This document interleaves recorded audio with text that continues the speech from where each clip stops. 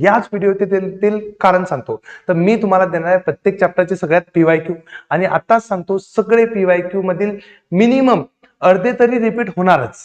चलो अर्धे क्वेश्चन तिथून भेटले, मग बाकीचे अर्धे क्वेश्चन कुठून भेटतील तर ते सगळेचे सगळे मी तुम्हाला सांगेल. मी मस्त पुस्तक ओपन करेल, त्यातून टिक करून देईल की या टॉपिकवर हा क्वेश्चन आहे तो करून जा.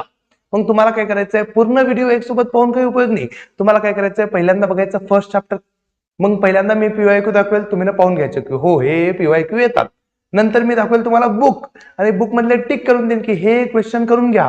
मग तुम्हाला व्हिडिओ करायचा आहे बंद आणि त्याच्यावर डोकं लावायचं आहे की प्रवीण सरचा या चॅप्टरवरचा वन शॉट कुठं भेटेल. मग तो आपल्याच चॅनलवर भेटेल आणि या व्हिडिओच्या डिस्क्रिप्शन मध्येच भेटेल.